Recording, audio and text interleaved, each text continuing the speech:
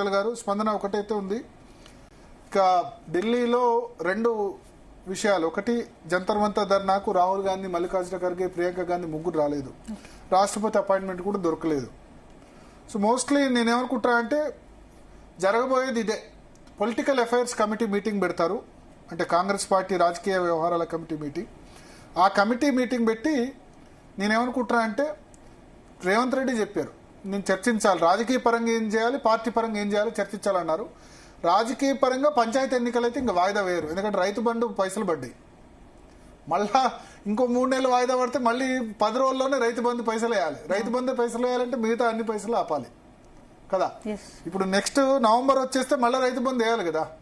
సెప్టెంబర్లోపు ఎన్నిక చేయకపోతే అక్టోబర్ నవంబర్లో 9 రోజుల్లోనే రైతు బంధు ఎందుకు వేశారు, పంచాయతీ ఎన్నికలు కండక్ట్ చేద్దామని. అది ప్రజలు మళ్ళీ నవంబర్ వచ్చేసరికి మళ్ళీ రైతు బంధు రబీ పంటకు సంబంధించి వేయాలి. ప్లస్ ఉత్తర తెలంగాణలో కరువు ఉంది, ఆలస్యం చేసిన కొద్దీ ఇబ్బంది అవుతుంది ఎన్నికలు.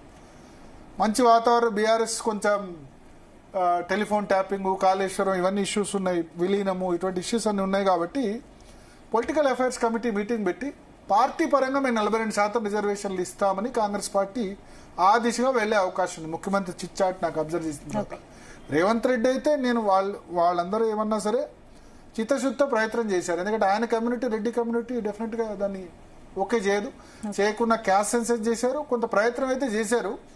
బట్ అల్టిమేట్ గా మన నిన్న హైకమాండ్ లెట్ డౌన్ చేసింది. నేను రాహుల్ గాంధీ రావాల్సి ఉండే, ఆయన సమర్థించుకుంటున్నారు. రాహుల్ గాంధీ మొన్ననే వచ్చాడు కదా, రోజు వస్తాడా, రోజు చెప్తాడా అంటే 2 సార్లు ధర్నా చేస్తే 2 సార్లు రాలేదు. వస్తాడని వీళ్ళే కదా చెప్పింది, మహేష్ కుమార్ గౌడ్, రేవంత్ రెడ్డి కదా చెప్పింది.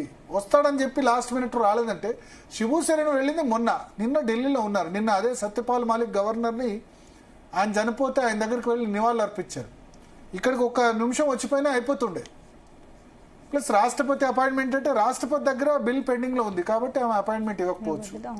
భారతీయ జనతా పార్టీ చెయ్యదు, 9th షెడ్యూల్ చేయదు, 42% రిజర్వేషన్ గవర్నర్ ఆర్డినెన్స్ కూడా చెయ్యదు, అది క్లియర్. వాళ్ళు దానికి రీజన్ ఏం చెప్తారు, ముస్లిం రిజర్వేషన్స్ ఉన్నాయి కాబట్టి మేము యాక్సెప్ట్ చేయం, హైదరాబాద్ లో ఇంజస్టిస్ జరిగింది. హైదరాబాద్ లో గతంలో 150 సీట్లకు 33% బీసీ రిజర్వేషన్ ఇచ్చారు, 50 సీట్లు రిజర్వ్ అయితే 33 మంది ముస్లింస్ గెలిచారు మజ్లిస్ వాళ్ళు. అసలైన హిందూ బీసీలు గెలవలేదు. హిందూ బీసీ పర్సెంటేజ్ ఎక్కువ ఉంటుంది కదా ముస్లిం బీసీల కంటే. ముస్లిం బీసీలు 10% ఉంటే హిందూ బీసీలు 46% ఉన్నారు. కానీ జిహెచ్ఎంసీలో ఏం జరిగింది, 33 మంది ఎలక్ట్ అయిపోయారు. సో సరే, అంటే ఇది పంచాయతీ ఎన్నికల్లో కాదు, ఎందుకంటే పంచాయతీలో ముస్లింస్ సంఖ్య తక్కువ ఉంటుంది బీజేపీ చెప్తున్నట్టుగా. బట్ దీన్ని ఇంప్లిమెంట్ చేస్తే మున్సిపాలిటీలో ఇంప్లిమెంట్ చేయాలి. నిజామాబాద్, కరీంనగర్, ఆదిలాబాద్ లో ఇవన్నీ కూడా సేమ్ ఇంప్లిమెంట్ చేస్తే అప్పుడు కొంత ముస్లిం రేషియో ఎక్కువ ఉంటుంది. కాబట్టి వాళ్ళు ఖచ్చితంగా యాక్సెప్ట్ చేయరు.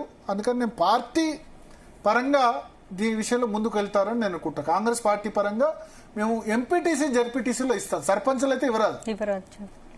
సర్పంచ్లు ఎందుకంటే బీఫామ్ ఉండదు, సర్పంచ్ పార్టీ పరంగా జరగదు ఎలక్షన్. మున్సిపల్ ఎలక్షన్స్ పార్టీ పరంగా జరుగుతాయి.